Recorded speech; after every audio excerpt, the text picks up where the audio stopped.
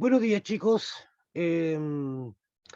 Hoy día damos inicio a las clases de ciencias.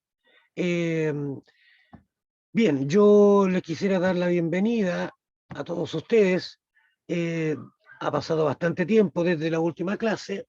Yo les hacía clase de matemáticas y eh, en segundo ciclo yo comienzo a hacer clases de ciencias. Ustedes ya están en segundo ciclo, son en quinto básico. Ha pasado un año desde que ha comenzado esta pandemia y las clases de ciencias, al igual que las clases del año pasado de matemáticas, tendremos que hacerlas en forma online. Sé que es complicado aprender de esta forma, sé que cuesta de alguna forma asumir que la educación hoy en día se hace de forma online. Pero desafortunadamente los avatares de esta pandemia nos han llevado a tener que nuevamente recluirnos en nuestra casa. Y hoy, con mayor razón, ya que los contagios están creciendo. Ahora, es importante también entender que las clases online requieren de un esfuerzo mucho mayor para poder aprender, requieren concentración. Y la concentración es algo que difícilmente se puede tener, o algunos pueden tener en la casa, cuando están la mamá, los hermanos, hay un montón de distractores que de alguna forma evitan que nosotros aprendamos. Y además, que es lo más importante, a mi juicio, cuando yo estoy con mis compañeros aprendiendo lo mismo, yo aprendo a veces más de mis compañeros que del profesor. Cuando yo discuto, converso, analizo, pienso, juego respecto del contenido que se está pasando.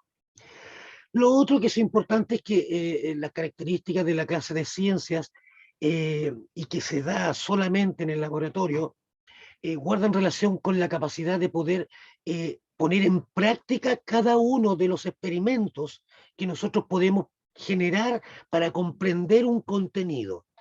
En este caso, en el caso del contenido que vamos a tratar hoy día, hay varios experimentos que podemos hacer. Yo en este video voy a poner uno que ustedes van a poder realizar en su casa.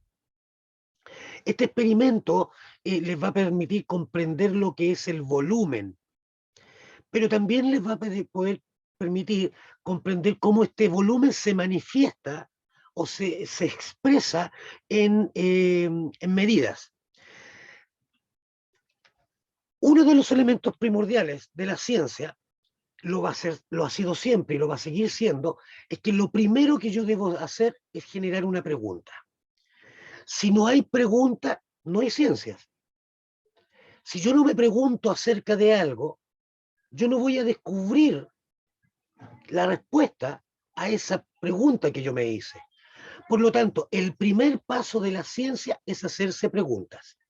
El hombre, durante toda su historia, se ha hecho preguntas respecto de fenómenos de la naturaleza, de objetos que no comprende de la naturaleza.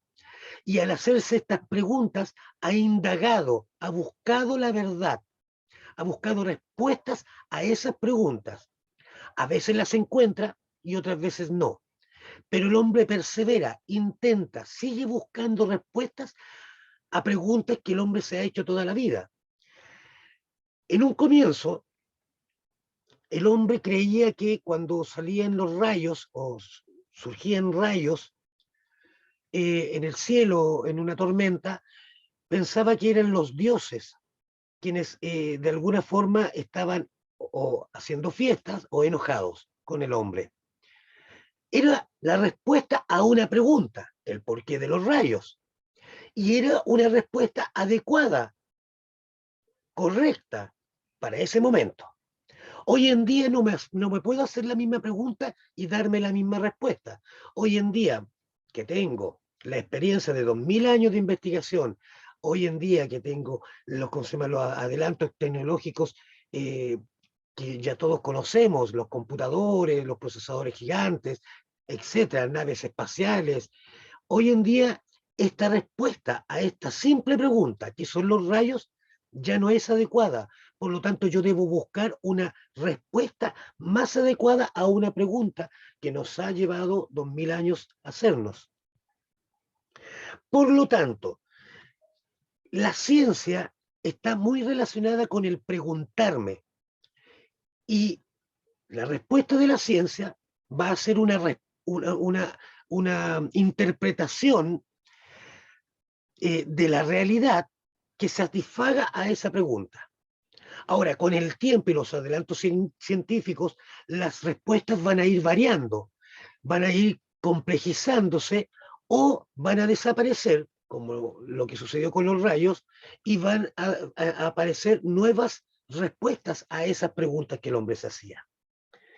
La ciencia busca dar respuesta a todo aquello que nos rodea, no solamente a los fenómenos de la naturaleza, sino también a los objetos de la naturaleza. Me explico. Al porqué de las enfermedades, como esta pandemia, busca respuestas. La pregunta es, ¿cómo nos podemos librar de este virus? Y la respuesta es las vacunas que los hombres están produciendo y que hoy en día se está aplicando a la gente de la tercera edad y los profesores y la gente que trabaja en salud para poder darle respuesta a una pregunta, cómo no enfermarnos o cómo no morir dentro, o sea, producto de esta enfermedad, o cómo sobrellevar esta enfermedad. La respuesta han sido las vacunas. Pero también hay otras preguntas que el hombre se ha hecho y se ha hecho durante toda la vida. Por lo tanto, la pregunta dentro de la ciencia tiene un lugar fundamental. Es extremadamente importante hacerse las preguntas, pero hacerse las preguntas adecuadas y hacerse las preguntas pensando en la búsqueda de una respuesta. Por lo tanto, el primer paso es hacerse una pregunta. Y el segundo paso es buscar una respuesta. Como tercer paso, porque yo voy a investigar en el segundo paso, voy a buscar toda la información que tenga a mi alcance para poder responder a esa pregunta que la ciencia se hace. Como tercer paso, voy a encontrar respuestas a esas preguntas. Y esas respuestas van a estar muy relacionadas con los adelantos tecnológicos, la información que yo pueda tener. Luego viene otro paso, que es el cuarto paso de la ciencia, es comprobar si esas respuestas son las reales y responden cabalmente a la pregunta que yo me hice. Y esto significa que esta respuesta no puede darle cabida a otra pregunta. O sea, me responde completamente y me deja satisfecho de la pregunta que yo me hice inicialmente. Entonces, la pregunta. O sea, primero preguntémonos, ¿qué es la materia? El contenido que hoy día vamos a ver y vamos a tratar es las propiedades de la materia, y en especial dos propiedades, volumen y masa. Pero para ello yo debo entender qué es la materia. Y la materia es todo aquello que tiene volumen y masa. Ahora, ¿qué es lo que es volumen y masa? Todos nosotros sabemos lo que es volumen y masa de alguna forma. Volumen, el volumen se mide, perdón, no es que todos sepamos lo que es volumen. Todos sabemos cómo medimos el volumen. Si mi mamá me manda a comprar pan, yo voy a comprar o 1 kilo o medio kilo o 2 kilos. Por lo tanto, la medida de la masa va a ser el kilo. El volumen tiene que ver con el espacio que ocupa una materia. Y el volumen se va a medir en litros, porque es el espacio que va a ocupar la materia. A partir de esto, nosotros podemos entender que la materia, por lo tanto, es todo aquello que me rodea. O sea, la mesa, donde tiene su computador, su celular, todo aquello, la cama, la casa, la piedra, la calle, el árbol, la fruta, la comida, todo aquello tiene materia y tiene volumen. Y como ocupa un lugar en el espacio, eso quiere decir que es materia. Ahora, la masa y el volumen, estas son las propiedades generales de la materia. Existen más propiedades que vamos a ver, pero no les vamos a dar mayor importancia porque no son tan relevantes hoy a las preguntas que nosotros nos vamos a hacer. La masa es la cantidad de materia que tiene un cuerpo. Por ejemplo, ustedes pueden ver el dibujo que tienen en la presentación, en el video. Ustedes van a observar a un elefante y van a observar a un canguro. Si a mí la definición me dice que que masa es la cantidad de materia que un cuerpo tiene, yo puedo fácilmente decir que el elefante tiene más materia que el canguro. Ahora, pregunta, ¿un ratón tendrá más materia que un elefante? Respóndanse ustedes mismos. Si a mí me dice que la masa es la cantidad de materia, ¿cuál de los dos tendrá más materia?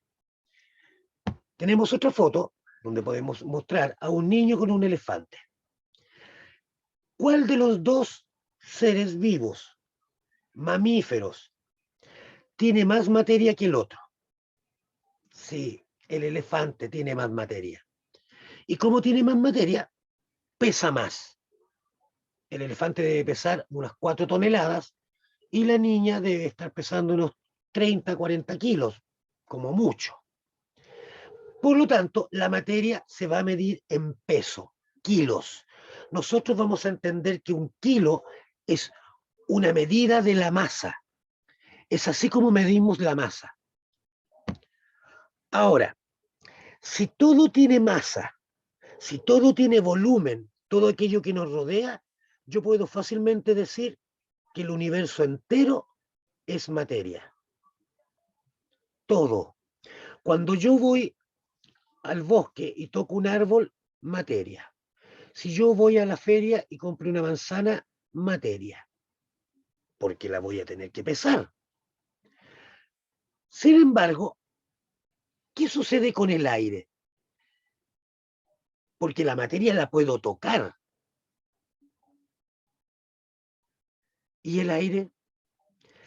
Más de alguno de ustedes en algún momento de su vida, de sus cortas vidas, ha sacado la mano fuera del auto o fuera de la micro cuando estos vehículos están en marcha.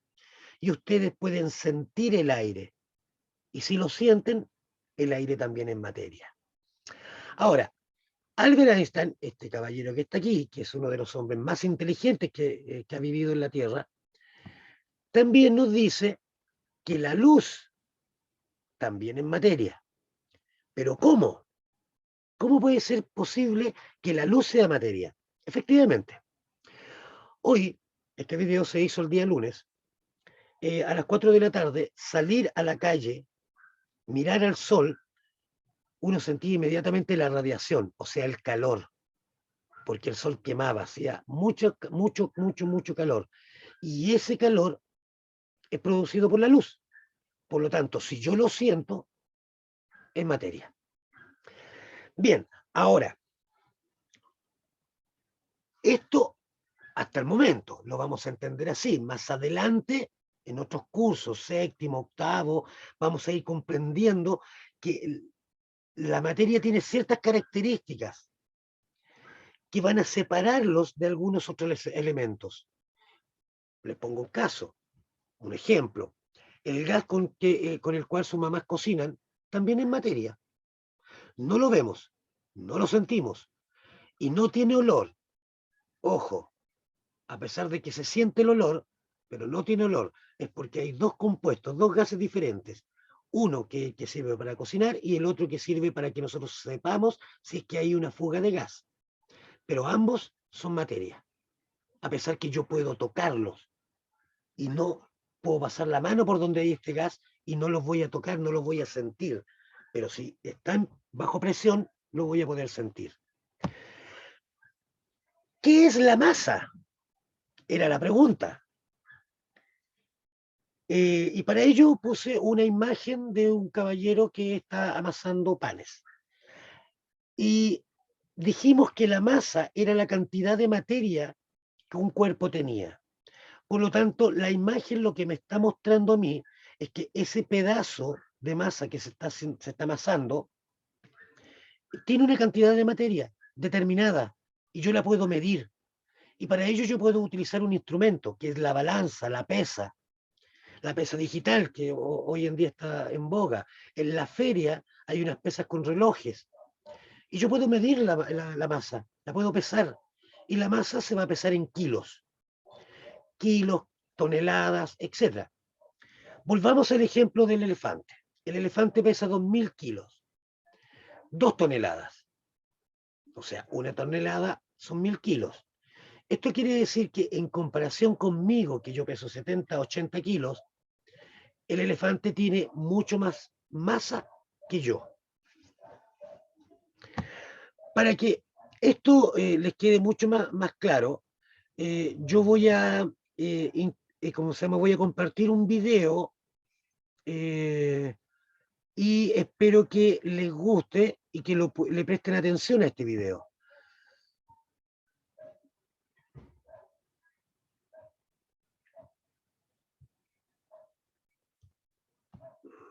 Yo voy a apagar la cámara para que ustedes puedan observar tranquilamente este video.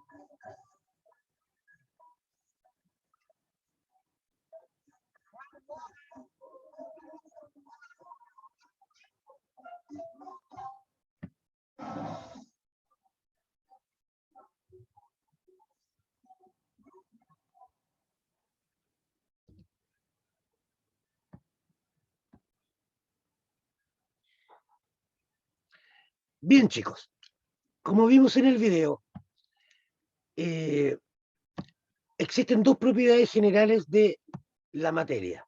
Y estas propiedades son el volumen y la masa. El volumen es todo aquello que, o sea, es toda la materia que contiene un cuerpo. Y el volumen es el espacio que ocupa un cuerpo dentro del espacio. Ahora, volvamos a la pregunta. ¿Qué es la masa? Masa es la cantidad de materia que tiene un objeto. La masa permanece siendo la misma sin importar la cantidad de fuerza que se le imponga. ¿Qué significará todo esto?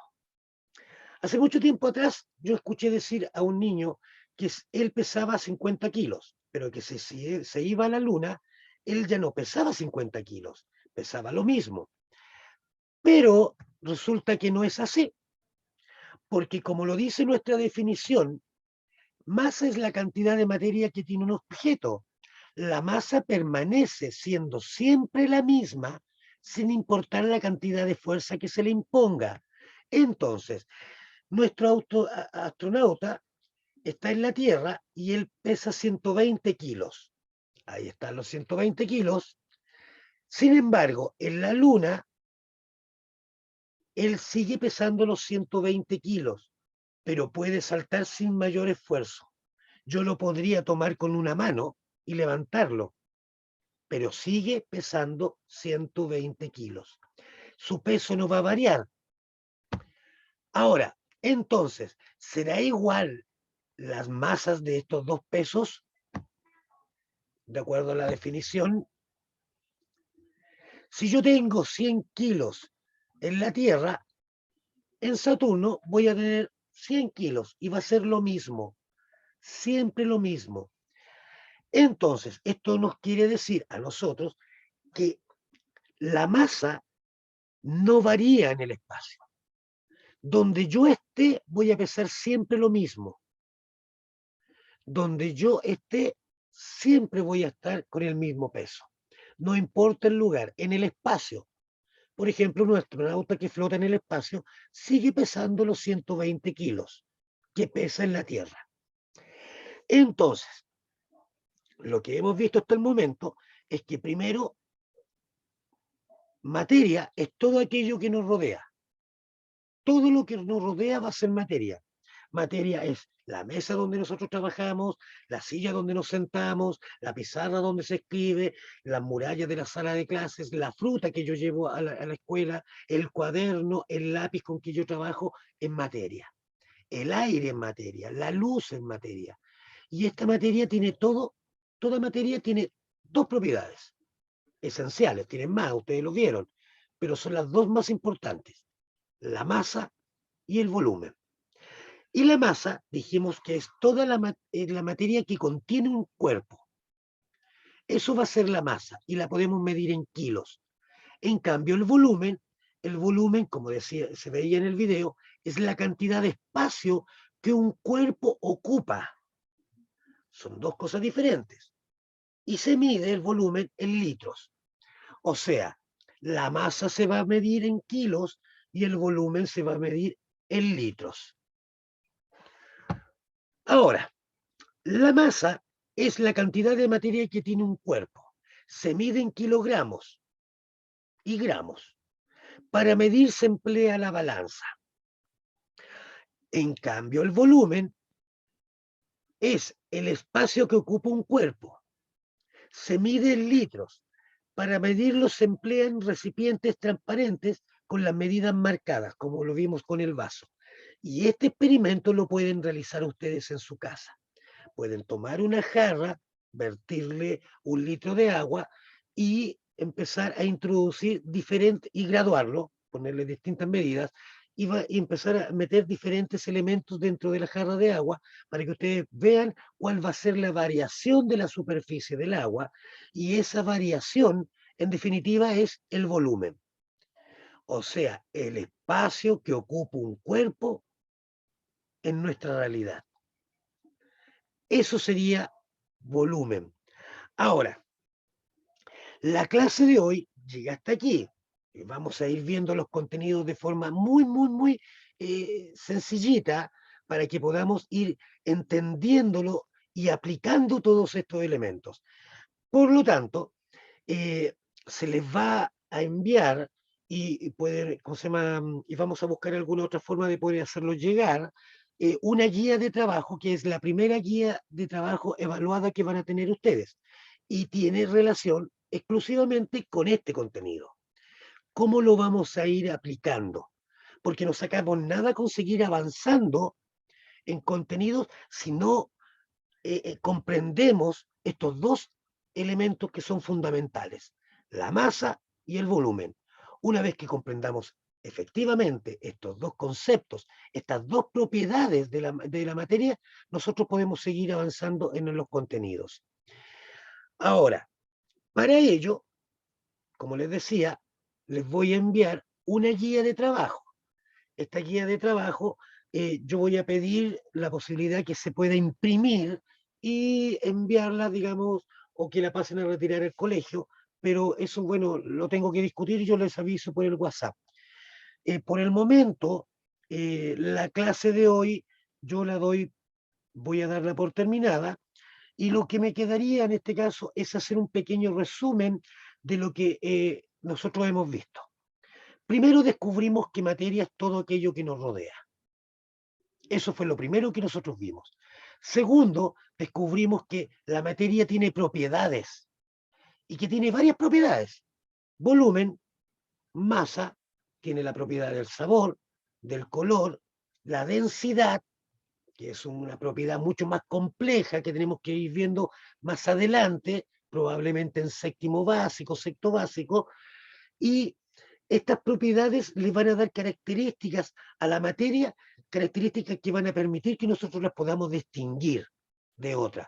Yo sé que esto es plástico, mi computador tiene una capa de plástico, yo sé que mi chala es de goma, sé que mi polera es de tela, porque las propiedades, estas características, estas propiedades, en definitiva, me van a permitir a mí distinguir los tipos de materias y los tipos de objetos.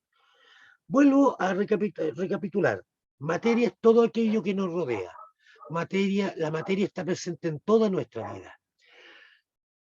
Y un elemento que fue esencial dentro de la clase de hoy es la pregunta. Antes que todo, una persona que le guste la ciencia debe hacerse preguntas y debe buscar la mejor respuesta a esa pregunta para después intentar comprobar si esa respuesta es correcta o incorrecta.